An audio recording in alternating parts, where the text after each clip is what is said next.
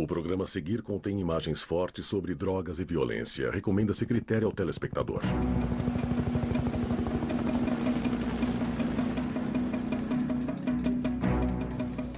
Uma grande carreira branca abre seu caminho até a América do Norte.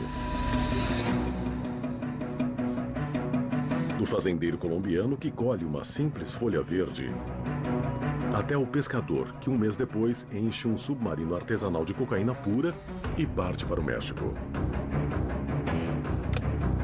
Então, 2 semanas depois, 40 toneladas da droga são carregadas em um caminhão que cruza a fronteira dos Estados Unidos até o traficante. E finalmente o usuário paga por 1 grama da droga o que pagaria pelo mesmo peso em ouro. Ao ser consumida, a cocaína contribui para uma indústria que gera anualmente 30 bilhões de dólares, está fora de controle e transforma a fronteira sul dos Estados Unidos em uma das regiões mais perigosas do planeta. Cocaína, história entre linhas.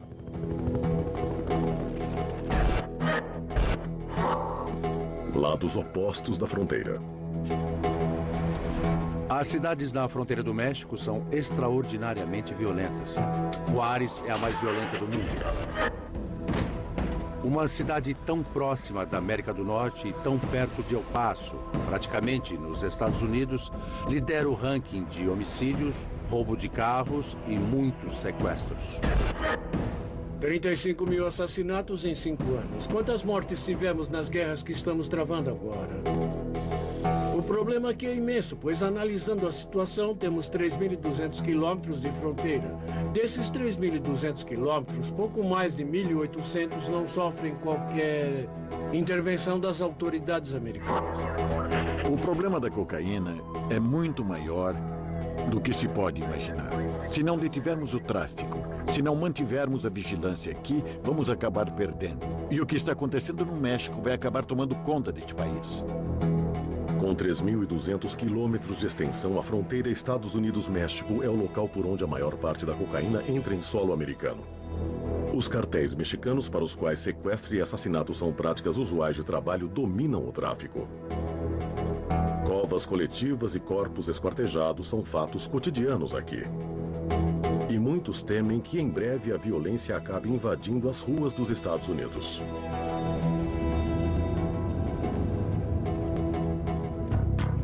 Parte 1. A fronteira. São 7h30 da manhã de uma segunda-feira e nós recebemos um telefonema sobre um possível homicídio na periferia de Culiacán. E isso mostra como homicídios podem acontecer a qualquer hora, a qualquer dia, em qualquer lugar. No momento, o México está no meio da pior guerra do narcotráfico de todos os tempos. Estamos lutando em Sinaloa, estamos lutando na fronteira, mas grande parte das drogas vem de Sinaloa, porque o cartel de Sinaloa é historicamente a maior organização criminal desta nação. Com a pressão do governo, este cartel desencadeou uma guerra civil. O império implodiu. Esta aqui é uma das cidades mais violentas do planeta. Nós temos cerca de 5 mortes todos os dias.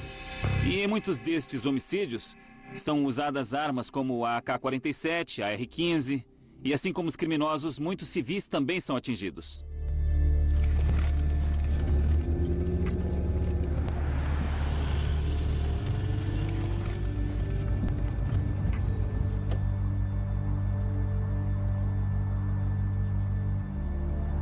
Eu acabei de falar com a polícia e eles disseram ter encontrado o corpo de alguém que aparentemente foi raptado, torturado e executado friamente. Nesta vítima a gente pode ver como suas mãos foram amarradas para trás e sua cabeça coberta. E estes sinais mostram que ele foi sequestrado e mantido vivo antes de ser morto. Ele também tem sinais aparentes de tortura. A vítima foi morta e desovada em lugar público. Isso acontece diariamente, em Sinaloa e em muitas partes do México. O mais difícil é quando os membros da família chegam à cena do crime. Uma mãe chega e diz, meu filho, ou a esposa que chega chorando. Observar seus rostos faz perceber que são vidas humanas, não apenas números. Cada uma das 35 mil pessoas mortas nestes 4 anos por esta guerra do narcotráfico era um ser humano. E o povo está sofrendo porque a guerra continua. Foram mais ou menos 35 mil mortes como esta. A maioria delas desta forma, nos últimos 4 anos. A situação agora está crítica no que se refere a homicídios. É muito fácil cometer um assassinato no México e sair impune. Somente 2% dos homicídios são elucidados e punidos. Hoje, segundo estatísticas do governo mexicano, 71% do território do país são controlados pelo crime organizado e pelos cartéis de drogas.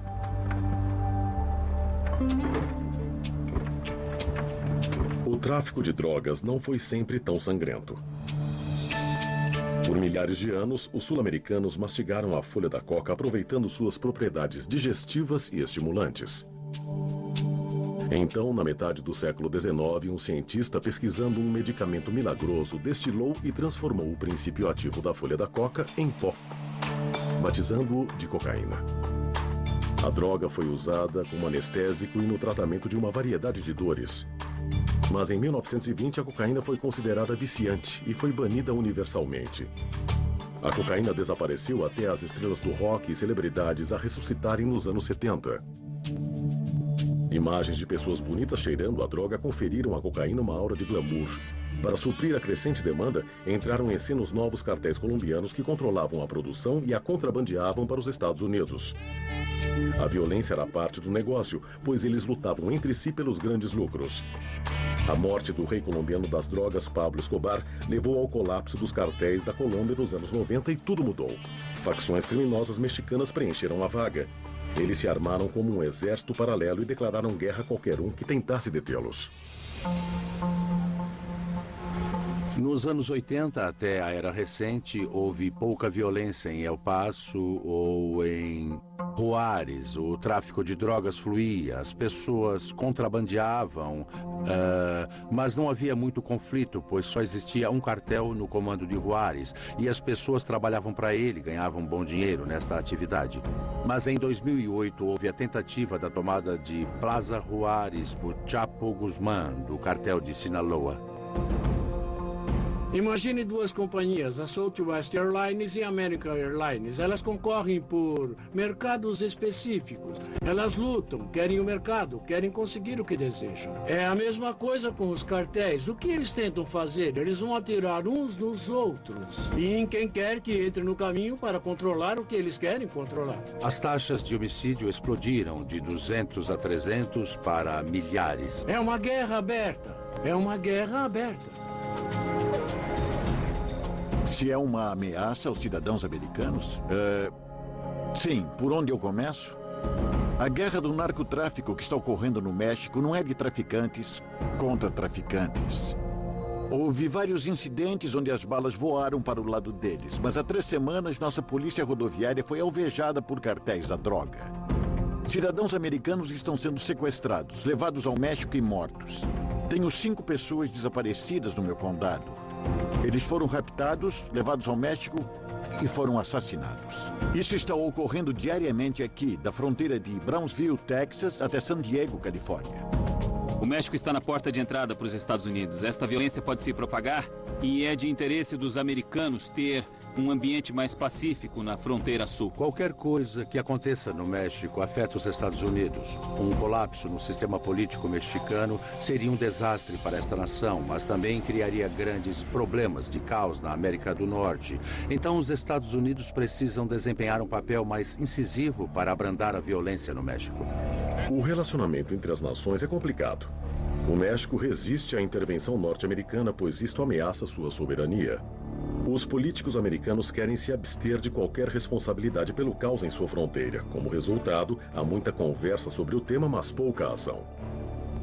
Eu andei por aquela fronteira, eu percorri de carro, eu voei por ela, eu dirigi por ela. Acredito que conheço aquela fronteira melhor que ninguém. Você a considera segura? E eu acho que eu posso dizer que ela está tão segura agora quanto sempre Minha esteve. pergunta E eu é... acho que... Aqueles que vivem na fronteira têm uma opinião diferente.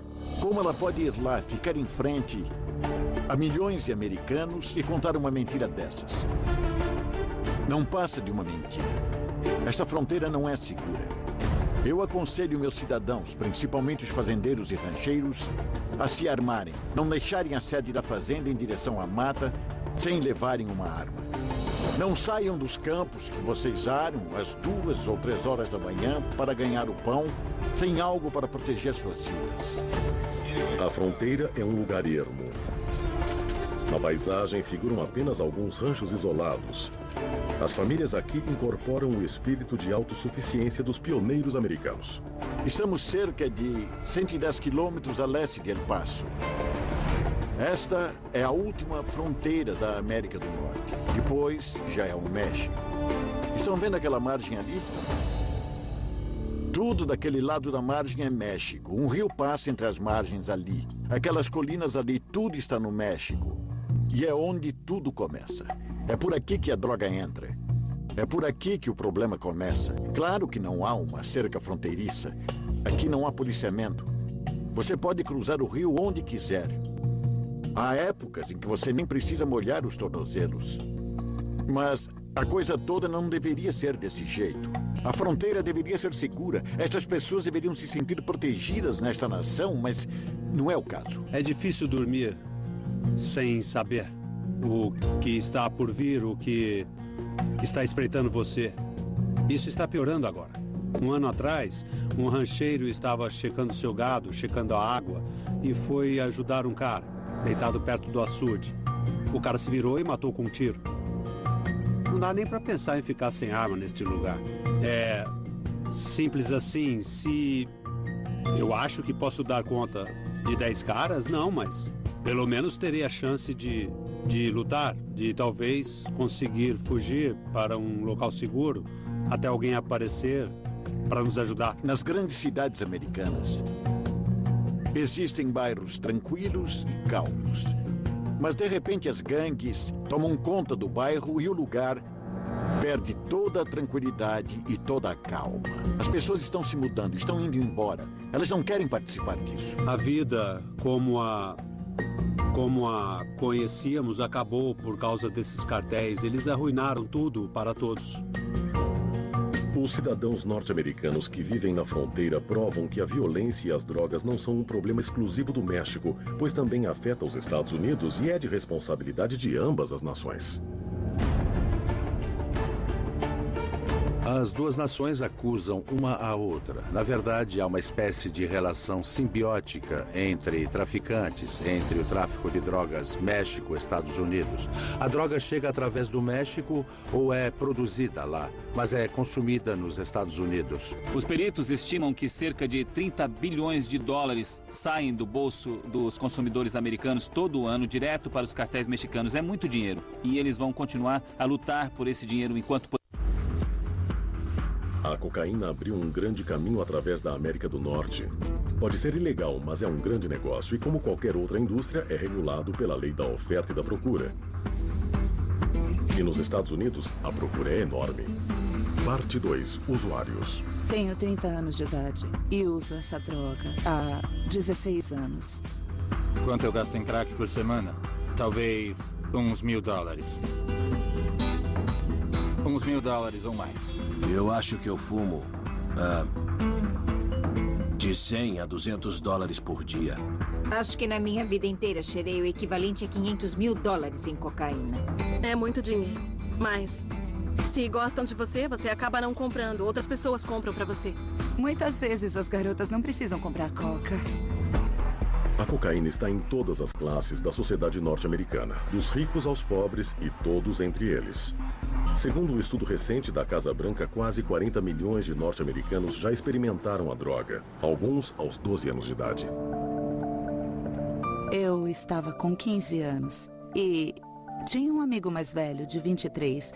Ele era incrível, pois ele tinha um apartamento que ficava em cima de uma loja de bebidas. Ele conhecia todos os traficantes. Basicamente, ele levava um monte de adolescentes para o apartamento dele. Ele dava trouxinhas de coca, de heroína, preparava as carreiras e mostrava pra gente como fazer. Eu tinha 21 anos, quando fui apresentado a cocaína por alguém que nos deu a droga como gorjeta, em um casamento. E eu não sabia o que era aquilo, não sabia nem como prepará-la. A cocaína apareceu na minha vida quando eu tinha 18 anos. Eu trabalhava como acompanhante e stripper. E isso é parte da vida de uma stripper. A história é a seguinte. Eu comecei a usar cocaína para parar de usar a heroína. E agora eu uso as duas. Eu venho usando drogas desde os 12 anos. E agora que eu tenho 52 anos de idade, eu ainda tô usando essa porcaria toda. Meus amigos disseram, manda ver. A gente usou e nada aconteceu. Usou de novo e nada aconteceu de novo. As primeiras vezes que usei a droga, pensei, ok, eu não tô sentindo nada, não sei o que tantas pessoas falam, isso é uma merda. Então percebi que precisava cheirar mais de uma carreira para realmente sentir os efeitos. E você sente mesmo.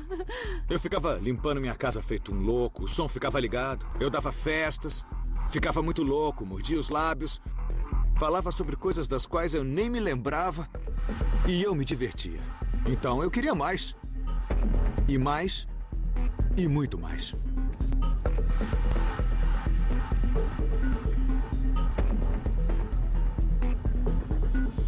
Eu tenho uma mesa de jantar de vidro escuro. E é bem legal por causa do contraste das cores, entendeu?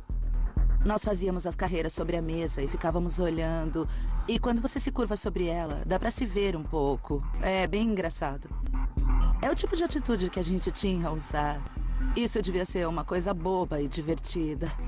São 3 as principais formas de consumir cocaína. A mais comum é inalar ou cheirar a droga. Para cheirar a coca, você pode fazer um monte ou uma carreira. Você pode pegar uma chave de carro, enfiar a chave na trouxinha e dar uma cheirada. Você pode formar carreiras finas com a droga. É isso que eu faço, é o que a maioria das pessoas faz. Pega a trouxa de coca, joga um pouco sobre a mesa, faz as carreiras, pega uma nota de $1 e lá vem ela pra dentro. Às vezes é difícil manter toda a cocaína no nariz e então você pensa, ok, eu tô quase lá, então... E ela desce pela garganta. Você cheira e aí leva uns 2 ou 3 minutos até o efeito bater. E aí você fica num humor ótimo. Você se sente bonita, sente que está no topo do mundo, fica mais ousada, faz coisas que normalmente não faria. Aí você tá na boate e depois de cheirar muita coca boa e uma música de balada começa. Então, são 3 minutos e meio de pura curtição. E isso não é legal? A droga é polêmica há séculos. Sigmund Freud achava que era a cura para tudo, incluindo malária, histerismo, flatulência, dores de cabeça, depressão e alcoolismo. Freud também usava a cocaína como estimulante sexual. Em uma carta, Freud aconselhou a noiva a não resistir a ele, dizendo: quem você acha que é mais forte? Uma garota delicada que não come o suficiente ou um homem grande com cocaína no corpo? Cheirar é rápido, fácil, pode ser feito em quase todo lugar. Mas por levar tempo até atingir a corrente sanguínea, o efeito é abrandado. Então, algumas pessoas injetam a coca. Ela flui mais rápido, o efeito é mais forte. Antes de tirar a agulha do corpo, eu já sinto o gosto da coca na boca. Injetando a droga, você fica mais alto com menos cocaína. Esse aqui é o recipiente onde eu coloco a água para encher a seringa. Isso aqui é para colocar cocaína. E aí, usando um cotonete comum, você tira o algodão da ponta. O algodão é para tirar todas as impurezas misturadas na droga. Eu acho que de 30% até 40% é o máximo que dá para tirar de impurezas. Injetar cocaína não é uma prática utilizada pela maioria, mas é popular para alguns personagens da ficção. Sherlock Holmes aplicava em si uma solução de 7% de cocaína sempre que se encontrava entediado ou depressivo. Uma vez que você supera o medo de injetar a droga, depois disso você não consegue parar mais. Há outra forma de consumir cocaína, fumando. Esta versão da droga é chamada de crack.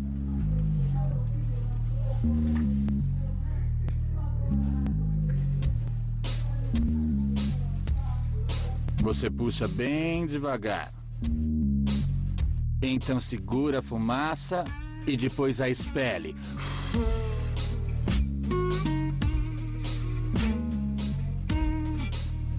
E então, a cocaína te pega de jeito. Para produzir o crack, a cocaína é misturada ao fermento de pão e água para então ser aquecida. Há duas razões para se fazer essa droga. Pedras de crack podem ser vendidas em porções pequenas e baratas, e fumá-lo traz um efeito imediato e avassalador. Mas as consequências podem ser devastadoras. Esta droga afeta as pessoas de forma diferente. Alguns mudam a personalidade, outros ficam paranoicos, outros ficam quietos, alguns querem limpar a casa inteira, ficam ativos. Depende da qualidade da cocaína. Se for ruim, a coisa pega. Esta droga afeta a sua vida. Você não fuma o pó, porque o pó não traz o mesmo efeito que a cocaína transformada em crack traz. Nós que usamos o crack gostaríamos de tê-la na forma mais pura. Em alguns minutos, se a cocaína for boa, os espasmos vão começar. Os espasmos normalmente ocorrem após o consumo do crack e eu estou começando a perder o controle da minha boca, se puder notar. No momento, eu estou um pouco tenso. É isso. Tenso. Não consigo controlar meus pés e tudo está saindo fora do meu controle agora.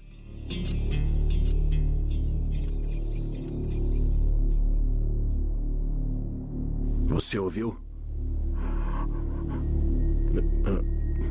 Você ouviu isso? Tem alguém andando aqui.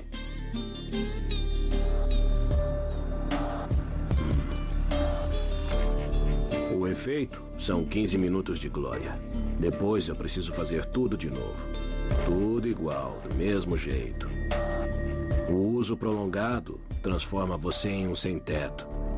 As pessoas deixam de confiar em você.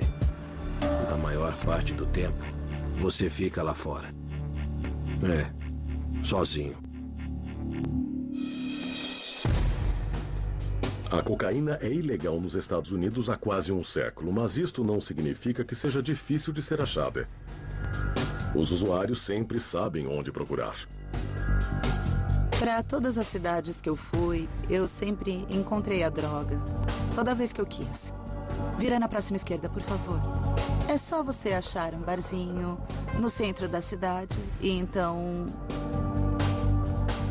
perguntar para alguém. Dá pra conseguir com garçons, com seguranças, dá pra conseguir com um manobrista, com a moça da chapelaria. Quanto é que ela ganha por noite? Uns $50 no máximo? Chega a isso? E se você sai de férias, as pessoas que trabalham no resort conseguem. Levam as drogas até o seu quarto. E aí, vai querer êxtase ou outra coisa? Por que você acha que eu uso drogas? E o que você tem? É mais fácil conseguir coca do que maconha. Eu só preciso dar um telefonema e eles trazem na hora pra mim. A coca tá em todo lugar. Pessoas influentes e poderosas usam cocaína. Médicos, advogados, contadores, membros da igreja, estudantes. Todo mundo usa cocaína. Alguns gostam de Pepsi e café. Outros gostam de cocaína. Ela o mantém ativo o dia todo. Somos normais. Levamos nossos filhos para a escola, trabalhamos, cozinhamos quando chegamos em casa. Podemos ficar altos o dia todo no trabalho, na reunião de pais na escola, em casa com as crianças, sem ninguém sequer notar. Eu já andei com policiais que consomem cocaína. Já vi donas de casa que usam avental, cozinham e têm filhos cheirando carreiras. E eu garanto que isso não é tão estranho ou raro quanto todo mundo imagina. Isso não é mesmo. Muita gente usa. Há uma fina linha branca ao longo da fronteira entre México e Estados Unidos. O tráfico e a distribuição da cocaína movimentam $30 bilhões por ano. Tanto dinheiro significa que muitos correrão o risco de serem presos ou até morrer por este negócio. Parte 3. Traficantes. Se você quer comprar drogas, as duas maneiras mais fáceis de conseguir é ir ao gueto e falar com alguns membros da gangue e eles vão te vender algumas drogas. Ou você pode ligar para mim ou para os meus amigos que a gente vai entregar para você. Geralmente as pessoas que me chamam são de classe média, jovens bem-sucedidos. Eles não têm coragem de sair e comprar drogas na rua. O engraçado é que eles sempre acham que a gente vai acabar roubando eles. Mas o fato é que eles me dão toda a grana que eles têm cada vez que eu vou pra casa deles. Então, por que eu precisaria roubá-los? Eu vendo tudo, menos crack e heroína. Não dá pra entregar crack como se entrega cocaína. Pra conseguir crack, você precisa ir pra periferia, falar com alguém chamado Flaco ou Ice Dog, alguma coisa assim. E com certeza ele vai gritar com você.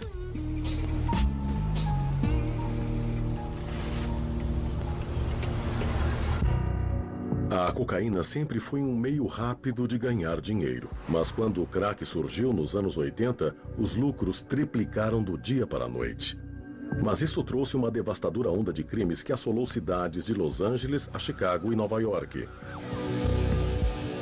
O uso do crack atingiu o ápice por volta de 1989 e continua nas ruas até hoje. Há muito lucro no crack. Só para ter uma ideia, hoje 1 quilo de cocaína aqui em Chicago é vendido a $27.500. Depois de produzir o crack, cortá-lo e embalá-lo, eles terão 12 mil pedras. Depois a pedra é vendida a $10 cada uma. Do quilo de coca que eles compraram a $27.500, eles vão acabar fazendo $120 mil. Eu cresci neste bairro. Então, muitas pessoas que frequentaram a escola comigo, eu tive que prender por estarem envolvidas com o crack. Geralmente, quando você procura crack, encontram em cidades do interior. Miami, Los Angeles, Chicago, Nova York, sempre em bairros pobres. Por $10, você fica louco. Eles dizem que é inacreditável. É onde você encontra a maior parte dessa droga, mas o crack não discrimina. É só ter coragem para fumá-lo. E se fumá-lo, o vício é mais do que imediato. O crack não respeita classes sociais.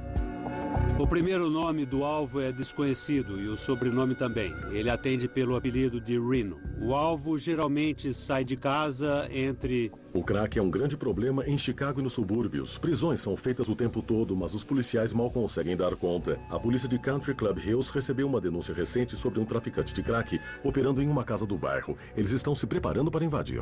Estão prontos? Se eles tentarem correr para o banheiro, alguém precisa invadir o banheiro. Se um deles correr para lá, vamos invadir o banheiro imediatamente. Repita, qual a sua tarefa? Eu pego o ariete e arrombo a segunda porta. Gus, qual é a sua tarefa? Entrar. Sua tarefa? Invadir, para surpreender. Todos prontos? Todo mundo aqui. Ok, peguem o equipamento. Tudo bem. Já pegaram? Já. Ok. Para que a missão seja bem sucedida, os policiais precisam agir rápido. Eles precisam invadir a casa antes que o suspeito tenha tempo para reagir, seja destruindo as drogas ou pegando uma arma. Qualquer atraso pode ter consequências fatais. Estoura a fechadura, depressa! Polícia, mandado de busca, pro chão! Vamos lá, abaixem-se! Abaixem-se! Mãos pra trás! Porta da frente! Vamos! Mãos pra trás! Polícia, mandado de busca! A casa tem porão? Não tem ninguém! Tem um porão aqui? Aqui também não! Porão, vamos! Vamos! Eu sei que alguém me dedurou. Isso não acontece assim. Entendeu o que eu digo, cara? Isso não acontece assim. Eu sei que alguém me dedurou. Porão limpo! Não tem ninguém aqui! Tá tudo limpo. Aqui também não! Tudo limpo. Você tem direito de ficar calado. Tudo que disser poderá ser usado contra você. Na verdade, eu tinha uma operação tranquila. Não era como nos anos 80 ou 90, em que tinha que ficar na esquina. Isso era antes, quando os celulares eram grandes e caros. Então precisávamos ficar na esquina. Eu não preciso fazer isso agora. Então, se você for comprar drogas comigo... Se for comprar drogas comigo, é assim, cara. Você liga no meu celular. E me fala o que quer. Aí me encontra no quarteirão. Você liga enquanto estiver chegando no bairro. Eu já tô fora antes mesmo de você ligar, entendeu? Eu fico andando por aí. Olha, cara, eu tenho 1,97 m, então você vai me ver. Entendeu? Aí eu fico andando até te ver. Aí eu entro no carro. Não passa de mão em mão. Eu entro dentro do carro. Você me larga no próximo quarteirão. Assim eu posso ver quando você vai embora. Eu não sei o que você vai fazer quando partir, mas eu posso vê-lo seguindo pelo quarteirão. E também posso ver se não tem polícia vindo desse lado. É o mais tranquilo possível. Muitos se esquecem de que a cocaína um dia já foi legal e amplamente utilizada. No final do século XIX, um químico italiano fez um vinho popular de cocaína chamado Mariani, que foi apreciado pela Rainha Vitória e pelo Papa. Então, próximo ao início do século XX, um farmacêutico da Geórgia, John Pemberton, criou uma bebida não alcoólica de cocaína que se tornaria a bebida mais popular do mundo, Coca-Cola. Mas a cocaína não estava presente só em bebidas. Ela vinha em comprimidos e até cigarros. O Congresso proibiu a droga em 1914 e tornou ilegal sua venda e distribuição. Hoje, se você for pego vendendo cocaína ou crack, irá para a prisão. Acabou. Pra mim chega de vender crack, maluco. Não dá nem pra fazer isso. Eu nem posso...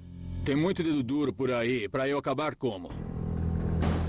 A polícia de Chicago realiza anualmente mais de 40 mil prisões por drogas, mas o ritmo das vendas nunca parece diminuir. É uma coisa constante. Todos os dias a polícia cumpre mandados de busca por drogas. Em algum lugar de Chicago e subúrbios. Todos os dias. Com a mesma rapidez com que os tiramos das ruas, outro traficante ocupa a mesma casa e começa... A cocaína viaja em uma direção, norte. Começando nos confins da América do Sul, a droga abre caminho rumo ao norte até os Estados Unidos. A última parada antes de chegar às ruas é o grande traficante. Ele é o que tem mais a perder e também é o elo mais perigoso do processo. Existem vários tipos de traficantes, mas, na minha opinião, podem ser classificados em duas categorias. Aqueles que precisam de empilhadeiras e os que não precisam. Eu sou um traficante com uma empilhadeira e um caminhão. Parte 4. Distribuidores. Na minha vida, fiz pelo menos 20 milhões de dólares. Um dia típico para mim era abrir às 4 da manhã e vender drogas até umas 9 da noite. Era como ir a um posto de gasolina, encher o tanque e pagar a conta. Filas. Filas de pessoas querendo comprar. Aquilo era tudo. Não tínhamos feriado. No Natal vendíamos drogas. Ano Novo vendíamos drogas. Páscoa vendíamos drogas. 4 de julho vendíamos drogas. Se é pra destacar só uma coisa boa, a melhor coisa em vender cocaína é o dinheiro, com certeza. É o dinheiro. Eu tô falando de uma soma em que é necessário pagar pessoas pra contar pra você. 30, 40 mil por dia. É muito dinheiro.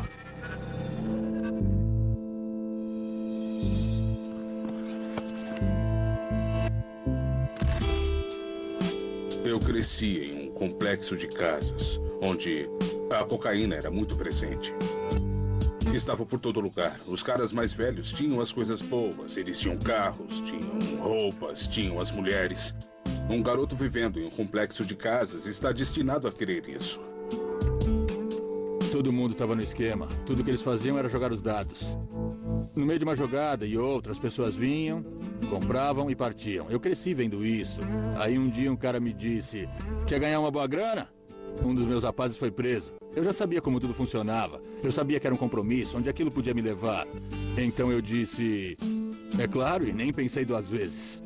Eu observei, ouvi os caras mais velhos e aprendi que precisava ser um traficante bem-sucedido. Não é diferente de aprender na escola. Você aprende nas ruas, e o que você aprende nas ruas é como um curso. Como montar a distribuição, como ganhar dinheiro. O negócio é com certeza competitivo.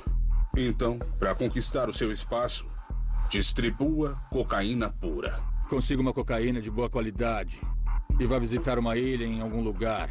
Vá para Colômbia, vá para Miami, South Beach, Nova York, tanto faz. Distribui seu produto lá e em 2 semanas eles vão te esperar para conseguir o que na cabeça deles é a coca de melhor qualidade que tem ali. Seu nome e seu produto serão aprovados. Uma vez que a clientela está estabelecida, seu nome será consolidado, pois você provou que tem a melhor coca que existe. A maneira de ganhar dinheiro vendendo drogas é simples. Construa uma clientela fiel vendendo o produto puro. Depois, com o tempo, multiplique os lucros diluindo a droga. Acabei de colocar farinha. A coca de hoje nas ruas tem somente 15% de cocaína na mistura. Uma grama se transforma em 2. 2 se transforma em 4. E antes que você perceba, eu vou estar te vendendo um monte de lixo. Mas você já vai estar viciado na minha droga.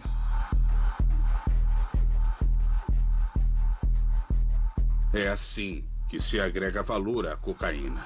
Os lucros são mais altos. O resto é a mesma coisa. Todo mundo faz isso, dos maiores aos menores. O traficante de rua vem e compra 3 frascos.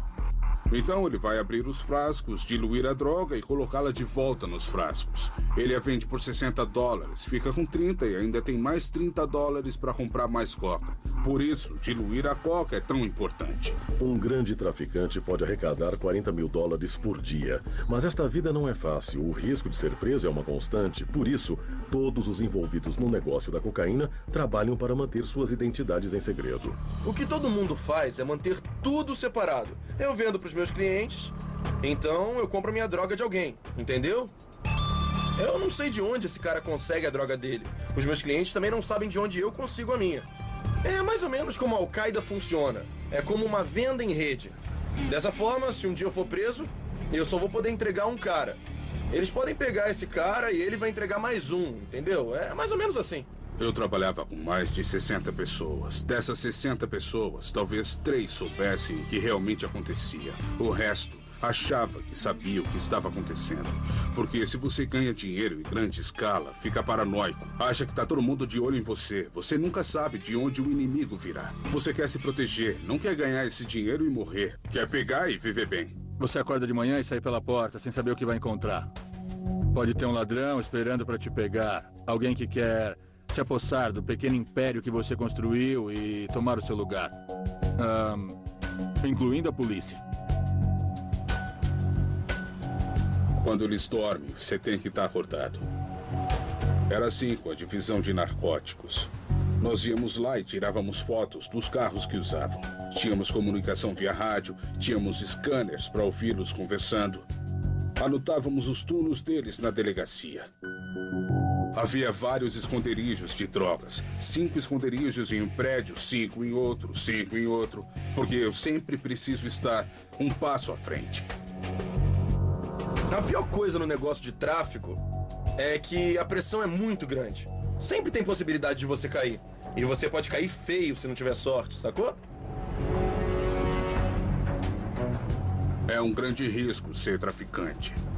Na média, as pessoas são presas antes de conseguir $10 mil neste ramo. Isso não é um jogo para um cara comum. O nome do jogo é Polícia e Ladrão. Eu sou o ladrão. Você é a polícia. Prenda-me se puder. Mas vou avisar. Eu não tenho medo de puxar o gatilho. Se eu te pegar, você já era.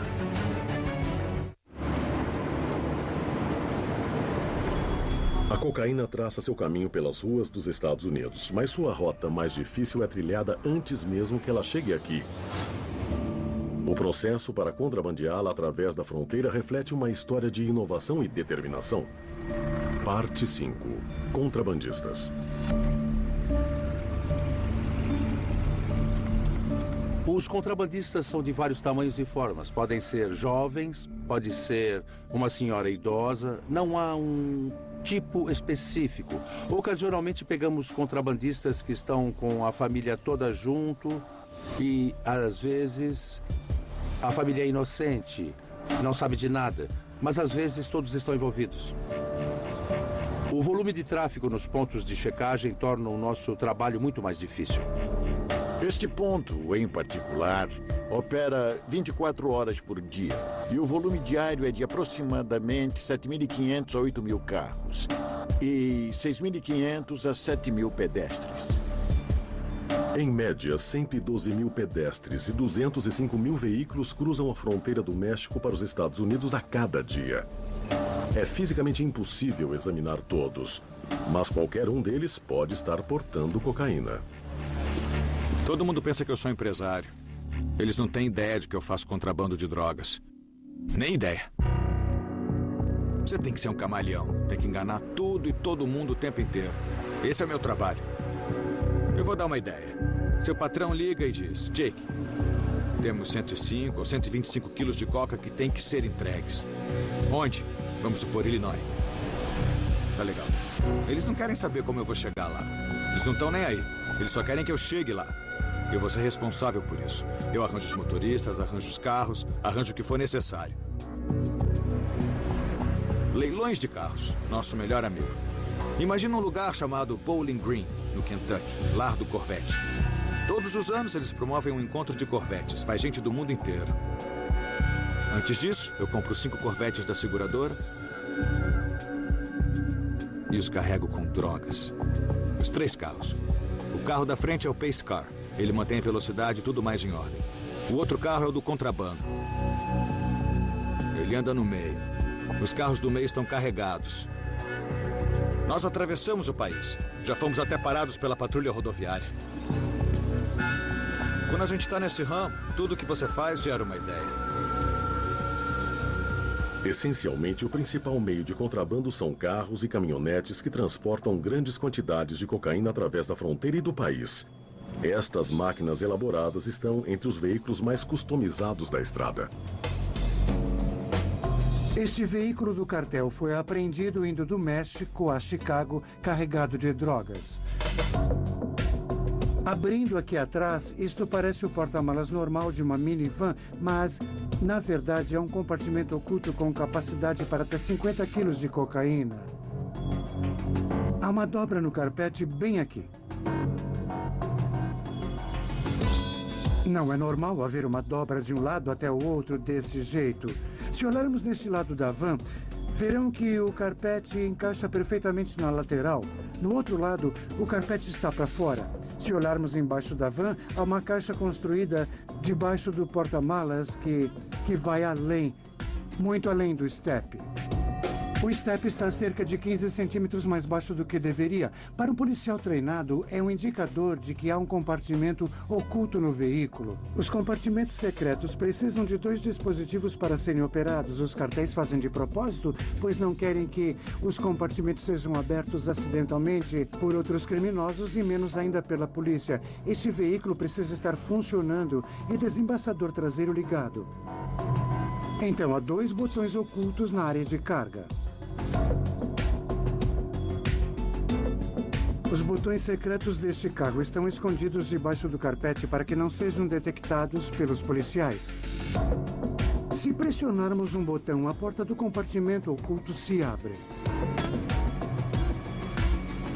Há uma área de carga que se estende por 1,20 m embaixo do assoalho do porta-malas. Dentro do veículo, quando abordado, havia 50 quilos de cocaína. 50 quilos de coca dá mais de 100 libras de droga. É mais ou menos a quantidade que preencheria uma lata de lixo comum.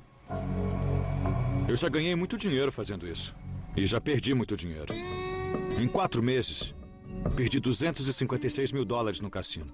Isso foi num cassino. E eu era VIP em muitos cassinos. Antes do 11 de setembro, eu costumava usar os aeroportos. Era tão simples, tão ridículo. Tínhamos roupas adaptadas. Fazíamos isso quando o tempo era curto. Já cheguei a levar 5 quilos de uma vez, de avião.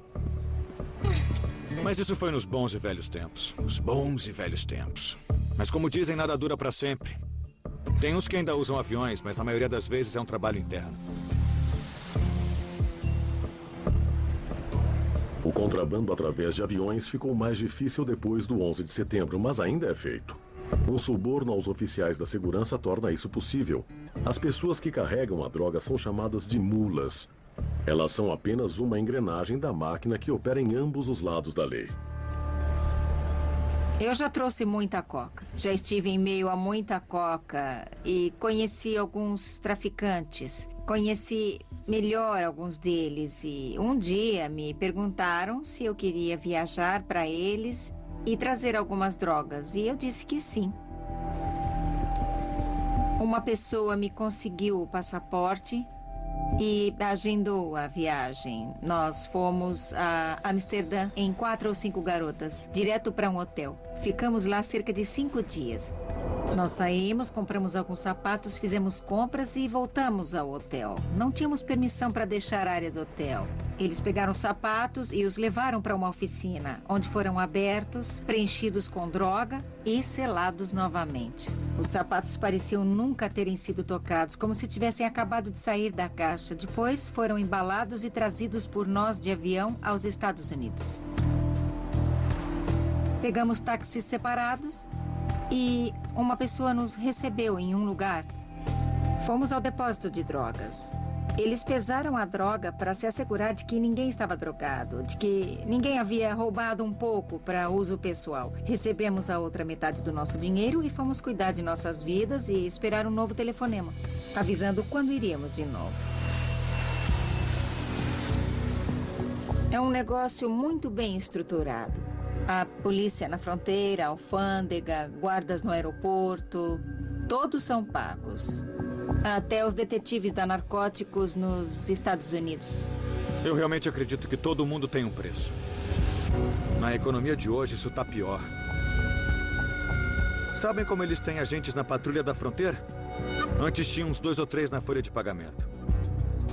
E dizíamos a eles, vamos mandar para vocês um carro preto, uma caminhonete preta, seja lá o que for. As pessoas não percebem que é um engodo. Eles pegam o que eles sabem. Geralmente, quando eles pegam algo maior, um caminhão com 2 toneladas de coca ou coisa assim, é porque alguém não pagou. O governo norte-americano apreende quantidades diferentes de cocaína de ano para ano. Em 2005, eles pegaram 58 toneladas. Em 2009, o volume caiu para menos de 20.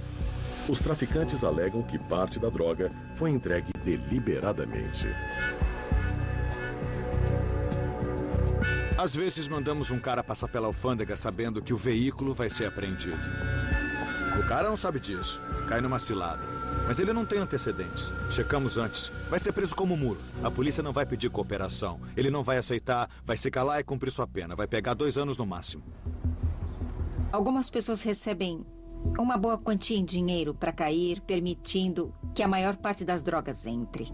Os traficantes pagam os advogados. Você será preso e uma fiança será estabelecida. Eles o tirarão de lá, pagarão 25 mil por um advogado e talvez pegue umas 150 horas de serviços comunitários. Ele mostra lealdade e recebe em lealdade. Ele vai ter um emprego eterno, contanto que eu esteja no jogo. Tudo se resume a dinheiro. Você é muito bem pago. E isso é o que o mantém no ramo. Os traficantes pagam aos seus empregados grandes somas em dinheiro para garantir a lealdade. A ameaça de morte garante o silêncio, mas nem sempre. Se as pessoas perdem a vida, perdem. Todos os dias. Mas não perdem a vida porque perderam o carregamento. A maioria perde a vida porque fala demais. É isso que está errado na sociedade atual. Não existe mais lealdade no jogo. É por isso que você vê o que está acontecendo na fronteira. Antes era assim. Minha família respeita a sua, você cuida da sua área, eu cuido da minha. Minha família vê você ganhando mais dinheiro do que eu, minha família vai tentar impedir isso. É assim que é hoje.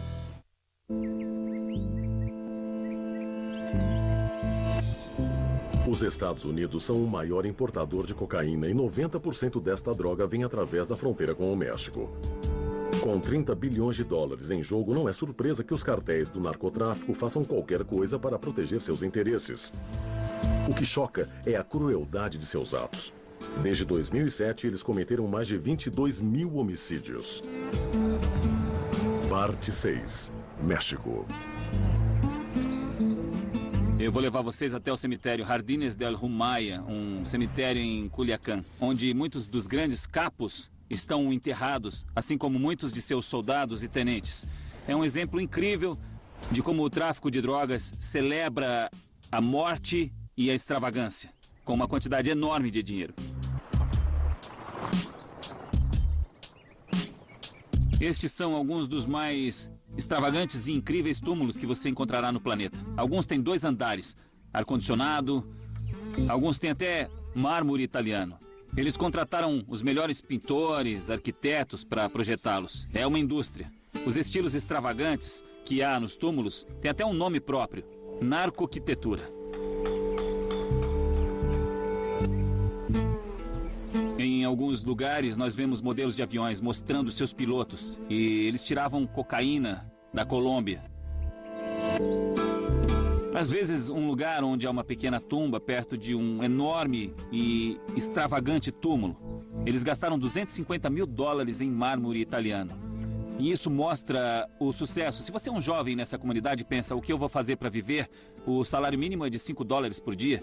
Você imagina uma vida sempre apertada, nunca tendo grana suficiente, mas eles preferiram ser ricos, ter glória, ter mulheres. Todas estas coisas extravagantes por um tempo. E quando morreram, estas enormes tumbas foram erigidas para mostrar que eles viveram e conquistaram alguma coisa.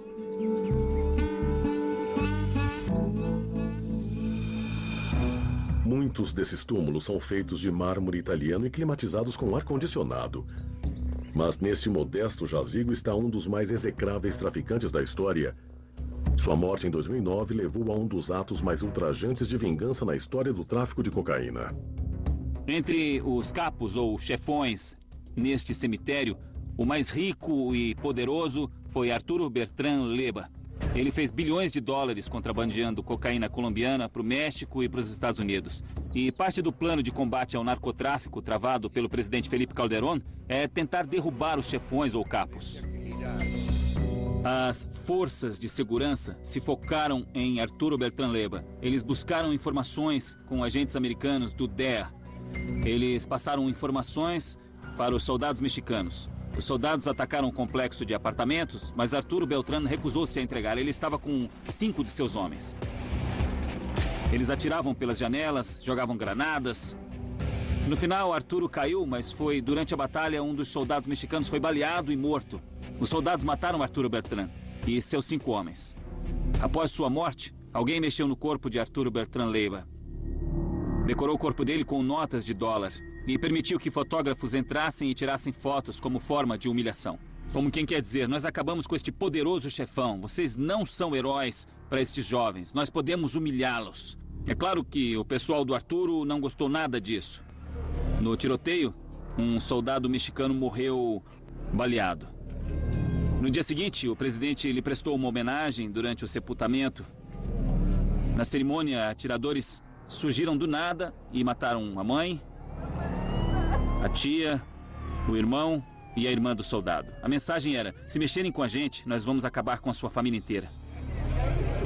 Execuções sumárias como o assassinato da família do soldado refletem uma mensagem de terror impossível de ser ignorada. Os últimos alvos foram os jornalistas que os reis do tráfico quiseram calar, impedindo-os de comentar seus crimes sangrentos. Apesar das ameaças, o premiado jornalista Fernando Brito vem tentando atrair a atenção do mundo para a crescente violência no México através de suas fotos de homicídios. É assustador, pois não parece nem um pouco seguro, e há certos limites que não ultrapassamos, pois sabemos que após esta linha qualquer coisa pode acontecer. Então, este trabalho não é nem um pouco fácil, pois lá fora só existe insegurança e perigo.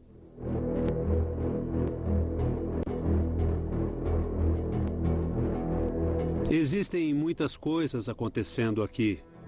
Não é um jogo. Nós tentamos não interferir no negócio do tráfico, mas se coisas acontecem, são notícias e nós temos de publicar. A violência está presente em todo o México. Há muitas mortes ocorrendo e não queremos esquecer, ninguém deve esquecer isto. É uma situação social, por isso eu tento documentá-la. Há 2 razões principais para o aumento da brutalidade. À medida que os chefões do tráfico caem, são substituídos por gangsters mais jovens e impiedosos, muitos treinados como assassinos. Isso, associado à tomada das rotas de abastecimento pelo governo, intensificou a competição entre cartéis por novas rotas e aumentou os confrontos armados. O tráfico de drogas e a violência andam lado a lado. Um não existe sem o outro. É um negócio violento. É um negócio de morte. É um negócio que visa somente dinheiro. Custe o que custar. Esta guerra se intensificou no México. Agora chegamos a um nível de morte, massacres e armamento muito além de qualquer coisa que já vimos. Uma das razões é que, à medida que os capos, os chefes do tráfico, são mortos, geralmente são os assassinos que tomam seus lugares. Os traficantes fazem negócio para vender as drogas. Para alguns assassinos, o negócio é matar, promover massacres. E eles usam as drogas para conseguir isto. Então, de certa forma, há uma diferença entre a luta pelo tráfico de cocaína, o tráfico de drogas, e a guerra no México financiada pelos cartéis, entre outros. Eles começaram a cortar cabeças em 2006.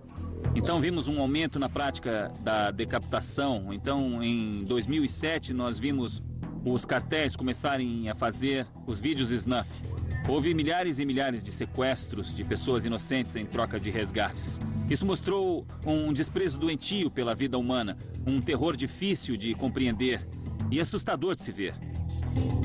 Agora temos o dinheiro das drogas, o dinheiro da coca, vindo para o México e financiando uma pequena guerra civil, financiando grupos paramilitares. A situação chegou a um ponto crítico. Os legisladores do mundo deveriam olhar para cá e tentar aprender alguma coisa com isso. A situação no México está se tornando mundialmente famosa. Os cidadãos norte-americanos que vivem na fronteira culpam o governo mexicano pela incapacidade de controlar a situação. Mas sem os milhões de norte-americanos que pagam pela cocaína, os cartéis e os problemas que eles causam não existiriam. A proibição da cocaína inflou massivamente o preço do produto no mercado. 1 quilo desta droga custa cerca de $2.000 na Colômbia, mas chega a $30.000 nos Estados Unidos. Comprando no mercado e vale cerca de $100.000 nas ruas. Um negócio em que alguém compra algo por $2.000, vende por $30.000 ou por $100.000 a rede de distribuição. É um negócio muito lucrativo e grande parte deste negócio pertence aos mexicanos. Costumava ser dos colombianos. Com a ajuda dos norte-americanos e de algumas leis, os colombianos foram gradualmente afastados e se tornaram apenas produtores que fornecem a droga para os cartéis mexicanos. Agora o grande negócio de comprar a $2.000 e vender a $100.000 pertence aos mexicanos. Se não for controlado, creio que o governo mexicano acabará se tornando um narco-estado. E quando isso ocorrer, o que vai acontecer? Teremos um narco-estado na nossa fronteira sul e não vamos controlar. Espero que isso não aconteça.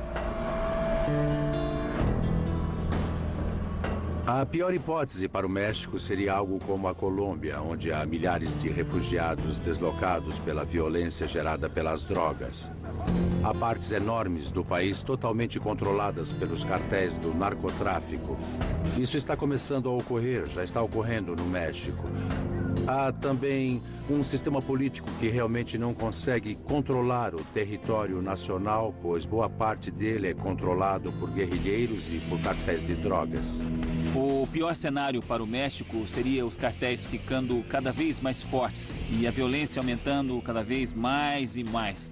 Houve 15.000 homicídios aqui no ano passado. E se fossem 50.000 em um ano? Isto realmente abalaria a sociedade mexicana.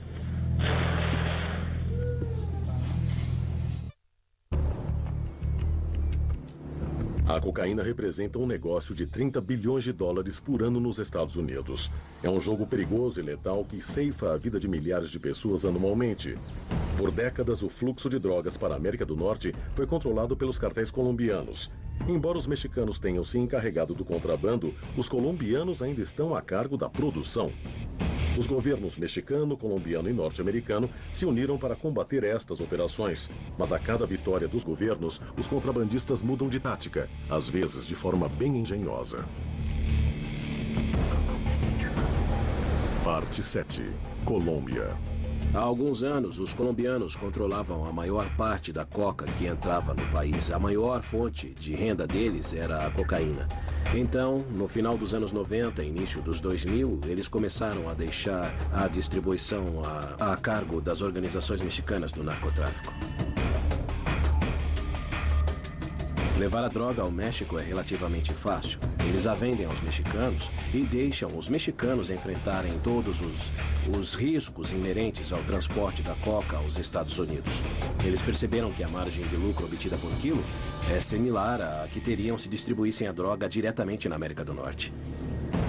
As técnicas que os contrabandistas usam mudam constantemente. Eles mudam, nós mudamos. Basicamente, é um jogo de gato e rato. Basicamente, eles começaram a trabalhar com barcos velozes. Então começaram a utilizar barcos de pesca. Agora usam semi-submersíveis. Os traficantes vêm utilizando semi-submersíveis desde 1993. Encontramos o primeiro naquele ano. Um semi-submersível é basicamente um aparelho que pode navegar com a maior parte do corpo sob a água. Isso torna muito difícil para os radares detectarem a embarcação. Os cartéis recrutam pescadores para pilotar estas precárias embarcações. As condições são terríveis, a temperatura é alta e a circulação de ar péssima. A viagem ao México pode durar 10 dias e os semi-submersíveis são geralmente sucateados após uma jornada. Mas eles podem transportar até 5 toneladas de coca e os pilotos são muito bem pagos. Este homem fez 2 viagens bem-sucedidas antes de descarregar 4 toneladas de cocaína em um barco da polícia disfarçado. Ele acabou extraditado para uma prisão americana, onde cumpriu 8 anos e 9 meses. Eles me ofereceram $200 mil pela viagem. Eu aceitei o trabalho. Eu fiz o trabalho. Resolvi fazer. Há muita pobreza e poucas oportunidades de trabalho. Então é muito fácil para os cartéis conseguirem convencer estas pessoas a entrar no jogo. O meu pai era pescador e tudo o que eu queria era ser um pescador como ele. Mas o problema na Colômbia é o combate do governo aos traficantes de droga. Eles não criam trabalho para o povo. Eu quero comprar uma casa para minha família e dar boa educação para os meus filhos também. Mas a única maneira que encontrei de fazer isso foi traficando drogas. A primeira vez que eu tentei, eu fui pego e cumpri 7 anos em uma prisão norte-americana. Mas tudo que eu estava tentando fazer era sustentar a minha família. A pessoa que está na embarcação não é o traficante, é alguém que precisa de dinheiro para poder alimentar os filhos em casa. Este é o grande problema social. As pessoas são tão necessitadas que se veem forçadas a fazer isso, pois não há outro recurso. E o governo não ajuda em nada. São os cartéis que ganham dinheiro. É isso que acontece. O cara que faz a viagem, esse não ganha nada. Não ganha absolutamente nada.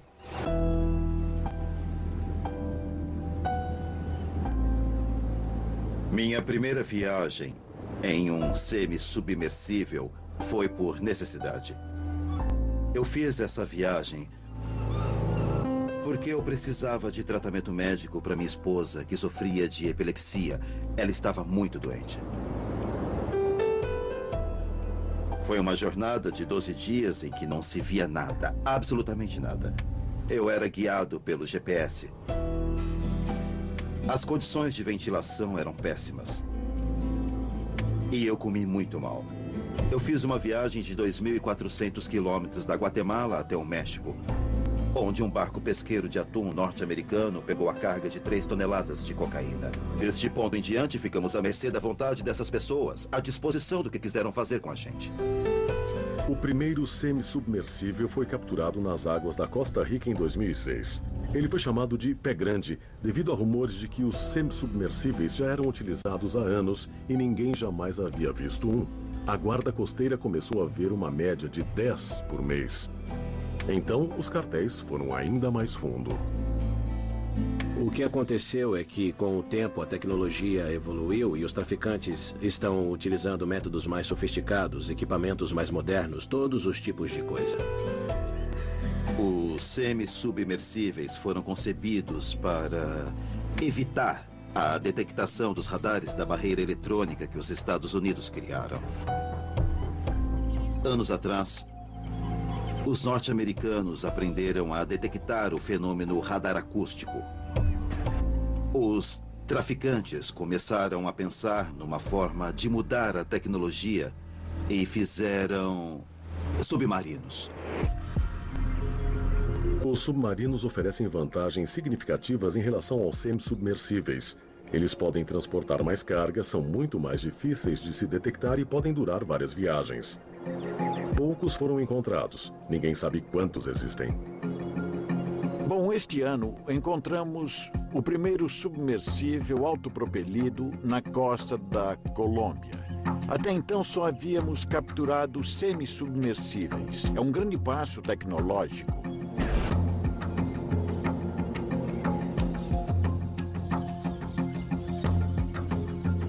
para a construção dos submarinos. Engenheiros norte-americanos e ex-pilotos de submarinos vieram e ensinaram os traficantes a construir estas embarcações com tecnologia russa. O custo de um submarino gira em torno de 2 milhões de dólares. Calculamos isto com base em informações e materiais que eles utilizam. Uma viagem pode render aproximadamente 49 milhões de dólares para essas pessoas. É fácil, é muito fácil pagar o submarino. A verdade é que nesta guerra a mudança é constante. Os narcotraficantes tentam se adaptar, agir contra as autoridades. É como um jogo de xadrez. Nós tentamos estar sempre à frente deles.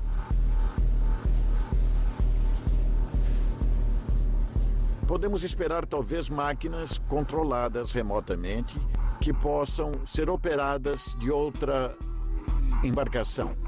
A uma distância de 16 quilômetros, será muito difícil detectá-las. A tecnologia é conhecida e está sendo usada agora. Não em embarcações controladas remotamente, mas em aviões. Eles estão usando aviões com tecnologia GPS de dupla frequência que podem transportar 2, 3, 5 quilos no máximo. E há outra pessoa no lado norte-americano da fronteira com um GPS e um controle remoto.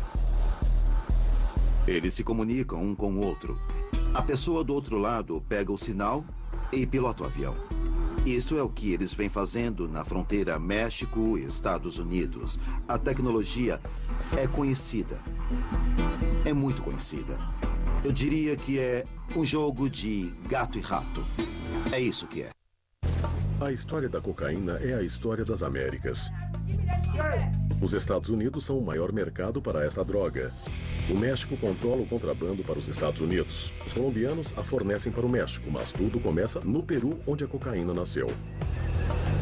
Parte 8. Peru. Esta é a coca. A aparência é inocente, uma folha verde. Mas é a partir dela que a cocaína é refinada e trazida via submarino através das Américas do Sul e Central até os Estados Unidos, onde oficiais corruptos são pagos para ajudar no contrabando. Lá, a droga acirra a violência entre gangues de rua que lucram com sua distribuição. É aqui que a história começa. ¡La parte! ¡De 57! ¡Viva el Perú! ¡Viva el Perú, carajo! Neste momento, estamos numa região conhecida como VRAE. Esta é a região central de floresta na Cordilheira dos Andes. Os militares construíram uma maquete da região que mostra todas as bases do Sendero Luminoso, um dos grupos narcoterroristas mais eficientes desta região. O Sendero Luminoso é uma organização militante comunista que surgiu em 1980 e disseminou uma guerra terrorista no Peru por mais de uma década. O governo acabou capturando seus líderes e dispersando suas forças. Mas a facção ressurgiu em 2003. Desde então, os ataques à polícia e aos civis continuam. Mas desta vez, eles parecem mais interessados em colher os frutos da venda da cocaína do que em derrubar o governo.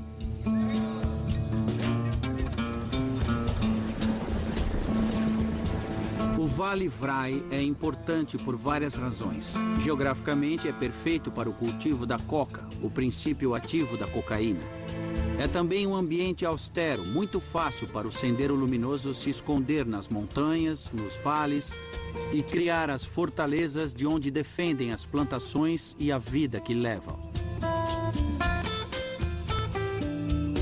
A principal missão aqui é combater o narcoterrorismo. Isto inclui detectar, identificar e erradicar aqueles que cultivam a coca, a transformam em droga ilegal e a exportam. Este é o Forte Pichari, a linha de frente na luta peruana contra os produtores de cocaína. O forte é o lar de 300 soldados cujas unidades de comando patrulham a selva ao redor em busca de laboratórios de cocaína. Ontem à noite recebemos a informação de que há alguns laboratórios de refino ao sul daqui. Nós vamos pegar o helicóptero e, em conjunto com as unidades de comando em terra, sobrevoaremos um dos laboratórios, onde eles processam a coca in natura e a transformam em cocaína. A coca vem sendo usada há séculos nesta região, por suas propriedades medicinais, curativas, em rituais espirituais. Também é usada comercialmente como aditivo para comida, doces, balas, muitas finalidades. Não é ilegal cultivar a planta. O proibido é refiná-la e transformá-la em cocaína, uma atividade que o governo peruano gasta milhões de dólares tentando erradicar. Entretanto, eles não queimam estes campos, pois eles sustentam a região inteira. Este povo não pode cultivar outra coisa, pois teriam que levar o produto até onde o mercado está. A diferença aqui é que o mercado vem até eles. O helicóptero faz a patrulha. A aterrissagem é o instante em que os soldados ficam mais vulneráveis e é neste momento que o Sendeiro Luminoso costuma atacar com armas pesadas. A unidade então é transferida para um hovercraft e desce o rio até o alvo.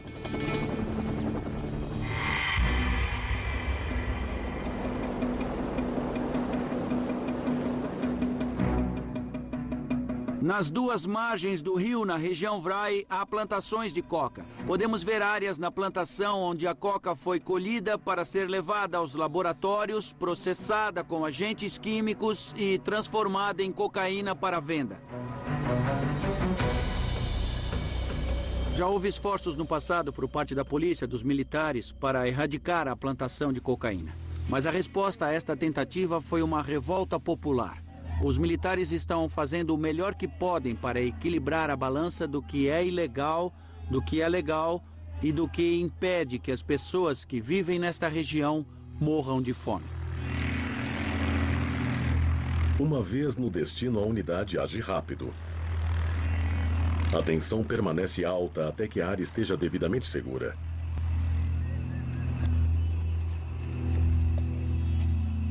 Um ataque surpresa é impossível, pois os motores do hovercraft alertam as pessoas que processam a cocaína nos laboratórios.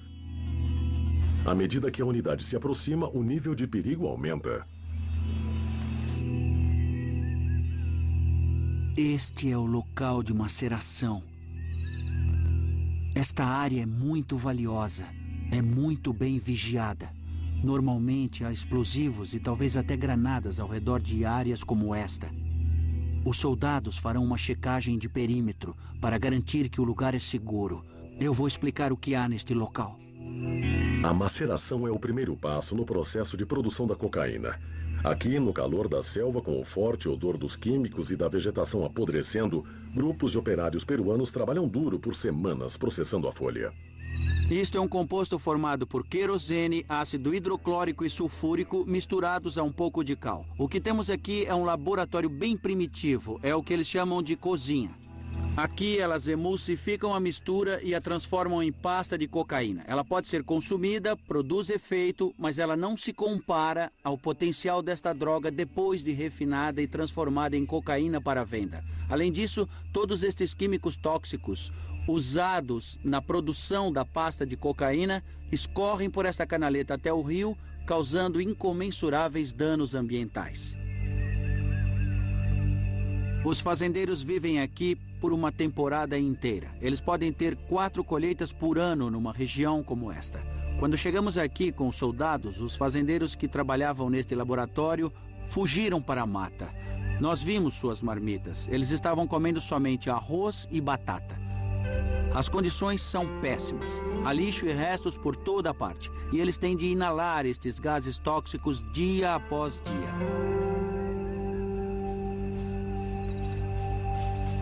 Agora os soldados vão destruir este acampamento. Eles vão encher estas valas de maceração com os produtos químicos e o querosene para depois incendiar tudo. Este acampamento será considerado inútil após sairmos daqui.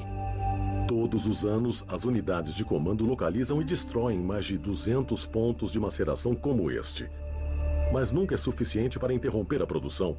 Seria mais eficiente erradicar a droga nos campos onde a coca é cultivada, mas tentativas anteriores levaram à resistência popular. Nenhuma outra cultura é tão lucrativa quanto a coca para os fazendeiros que a cultivam. Se você fosse um fazendeiro vivendo na miséria, não perguntaria quem ou por que você está prosperando na sua pequena vila. Muitos dos que cultivam a coca nasceram, vivem e morrem em um raio de 16 quilômetros de onde sua fazenda está.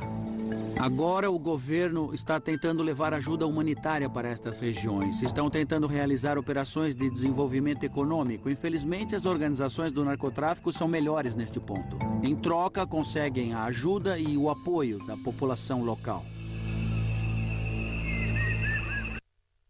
A cocaína vem deixando uma trilha de sangue através das Américas. Ela atinge os ricos e os pobres, criminosos e agentes da lei, os mortos e os vivos. Todos vítimas da guerra que é travada até hoje. Junho de 1971, o presidente Richard Nixon declara guerra às drogas. 2 anos depois, cria a Drug Enforcement Administration. Em 40 anos, já gastamos $1 trilhão, 40 milhões de prisões foram feitas e ainda assim, a cada 18 segundos, alguém é pego comprando ou vendendo drogas nos Estados Unidos. Senhoras e senhores, eu gostaria de resumir para vocês a reunião que acabei de ter com os partidos e líderes. Eu comecei a reunião com esta declaração que acredito que precisa ser feita à nação. O inimigo público número 1 dos Estados Unidos é o uso de drogas. Para combater e derrotar este inimigo, é necessário criar uma nova ofensiva. Eu pedi ao Congresso para providenciar a autoridade legislativa e os fundos para financiar este tipo de ofensiva. Esta será uma luta mundial, mas para termos uma força bem-sucedida, precisamos de mais dinheiro. Consequentemente, peço ao Congresso $155 milhões em novas verbas. Caso o dinheiro seja liberado, e eu deixo claro para os líderes que, se não for o suficiente, que se nós pudermos usar mais investimentos serão feitos. Parte 9. A guerra às drogas. Eu tenho um nervo pinçado no meu braço. É uma paralisia, segundo o médico. É um pequeno entorpecimento. Eu posso ter atingido uma veia do jeito errado ou lesionado um nervo ou algo assim. Eu não sei, mas eu já me acostumei com isso.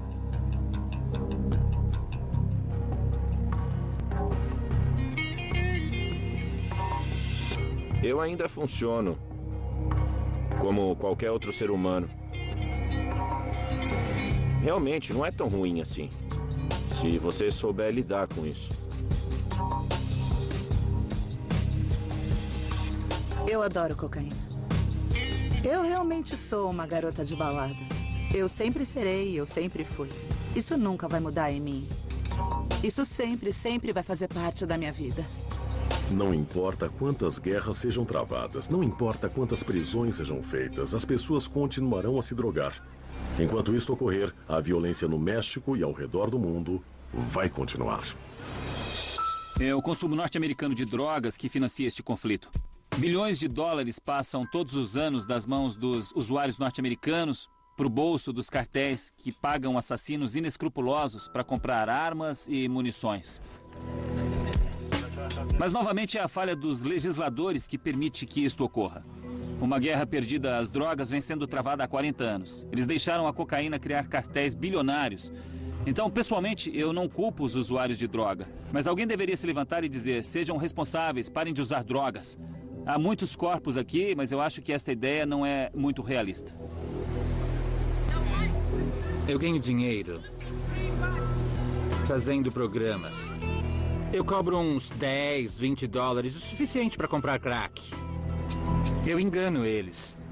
Faço eles pensarem que sou uma mulher, quando na verdade sou um homem. Isso faz parte do meu vício. Isso é algo que eu venho fazendo há muito tempo. O problema com as drogas nos Estados Unidos é que parece ser uma guerra infinita. O número de usuários sobe e desce, mas permanece relativamente constante. Isso não é algo fácil de se mudar. Enquanto a demanda estiver onde está, a guerra às drogas será uma piada. Nós faremos a guerra continuar. Até vocês reconhecerem que isso não vai mudar. Será sempre assim. Há uma grande demanda para coca. Ela estará sempre aqui. Os Estados Unidos nunca vencerão esta guerra, porque a quantidade de drogas é muito grande, suficiente para atender a demanda norte-americana e do mundo. É uma guerra perdida, por isso sou contra o conceito de guerra às drogas, pois é praticamente impossível interromper tal fluxo de mercadorias, especialmente porque o México tem um grande problema com a pobreza e os Estados Unidos uma grande demanda por drogas.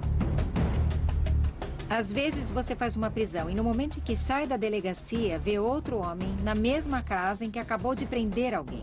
E 2 dias depois o tráfico já está a todo vapor. Mas agora eles colocaram portões mais altos para dificultar sua entrada na casa na próxima vez. É fácil ficar frustrada, mas enfim, nós não podemos desistir. Basicamente, a guerra às drogas é um mito. Tem mais cocaína neste país do que em qualquer outro no mundo. Em todas as cidades, em todas as esquinas tem cocaína. Não há um lugar onde a cocaína não esteja. É isso que mantém o ciclo fluindo, é isso que mantém o tráfico, é isso que as pessoas usam. É por isso que o tráfico nunca vai acabar. É por isso que a guerra às drogas é uma besteira. Dos mais altos aos mais baixos e todos no meio, só queremos uma única coisa: dinheiro. Eu já disse pra você sair daqui. No momento eu tô me preparando para sair e trabalhar. Na verdade, eles vão me adorar, porque tá ficando escuro lá fora, então eles não vão poder dar uma boa olhada em mim. Tô linda! Mas hoje, querido, eu vou fumar uma bela pedra. Vou fumar uma bela pedra. São 40 anos de guerra das drogas que eles falharam em vencer. Agora, muitos na América Latina e nos Estados Unidos se perguntam como podem elaborar leis que impeçam que bilhões e bilhões de dólares a cada ano acabem nas mãos dos assassinos e traficantes dos cartéis de droga do México.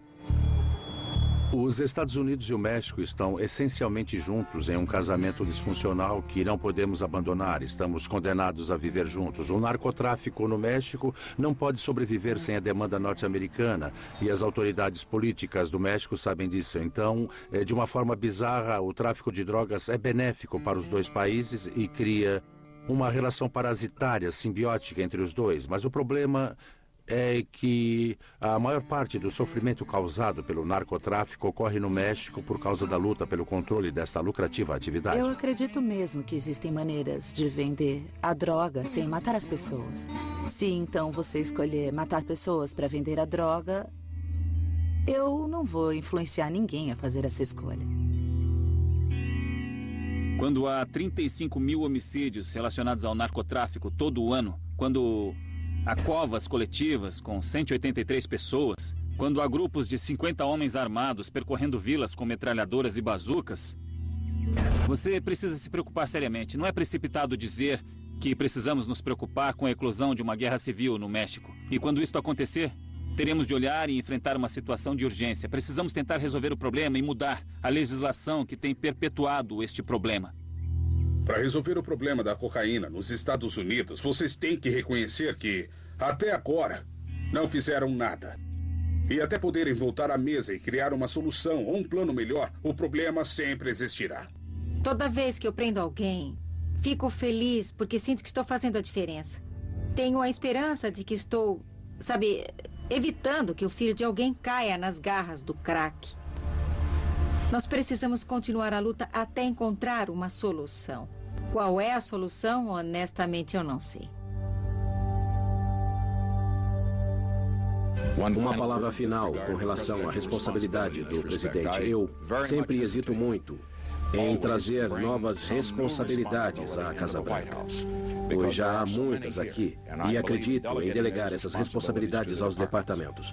Mas eu considero este problema tão urgente, considero que é uma responsabilidade total de todo o país. Às vezes, eu fico triste, porque tem membros de família viciados em crack. Eu sinto pelas internações. Eu sei que o produto que eu trouxe está nas ruas, suprindo a demanda. Se eu não trouxesse, outra pessoa o faria. Com certeza a cocaína é uma coisa positiva. Para mim, a despeito do meu braço. Porque o meu braço vai ficar bom.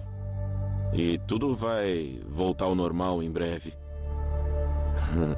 E aí eu vou poder continuar a fazer o que me faz feliz. Aquele é um cliente ou não?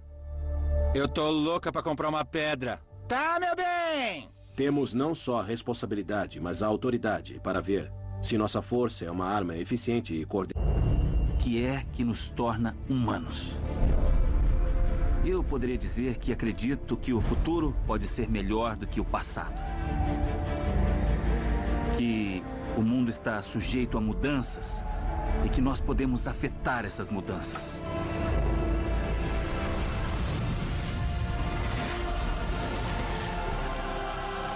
A premissa do programa é apresentar a história de todos nós, 7 bilhões de pessoas, de uma forma nunca vista antes. É a história de como chegamos onde estamos hoje. Se analisarmos a humanidade como uma espécie e o fato de que 99,999% de todas as espécies se extinguem, nós não deveríamos sobreviver. E, ao longo do caminho, a humanidade encontrou diversos obstáculos incríveis. Essa é a história do maior azarão de todos. Na série vamos ver uma grande variedade de pessoas e o que une todas elas são as mudanças que enfrentaram. Às vezes são pessoas famosas, outras vezes são pessoas más, que mudaram o mundo de forma inesperada. Queremos dar um exemplo disso. Mas muitas vezes nos focamos nas pessoas que mudaram a história e das quais nunca ouvimos falar. São aqueles momentos e eventos inesperados que deram início a grandes mudanças históricas. Uma decisão muito importante que nós tomamos no início foi garantir que toda a história que contamos tivesse um impacto sobre quem somos hoje. Costumamos pensar que história e ciência são temas muito distintos. Mas o que vemos aqui é que estão entrelaçados de uma forma surpreendente. É o que estamos apresentando aqui. A ciência dentro da história. Apresentamos a meteorologia, as ciências naturais, a geologia, a física, a biologia, a química. Porque tudo isso tem um papel extremamente impactante. Sem entender tudo isso, temos uma visão muito limitada de como os seres humanos evoluíram e se tornaram quem são. Ao aceitarmos que as forças do universo tiveram um papel maior, a história se torna mais emocionante. Um dos segredos para envolver as pessoas nesse tipo de série é contar histórias e criar personagens com quem possa se identificar. Se nos encararmos como uma espécie que, na verdade, não deveria ter sobrevivido, começamos a perceber que quase fomos extintos várias vezes, que em muitos lugares poderíamos não ter sobrevivido. E vendo o amplo leque que a série apresenta, vemos a aventura incrível que criamos. É o tipo de série que dá vida à história, que nos envolve e nos faz mergulhar em muito drama e grandes superações. Isso torna a narrativa empolgante e a história mais comovente.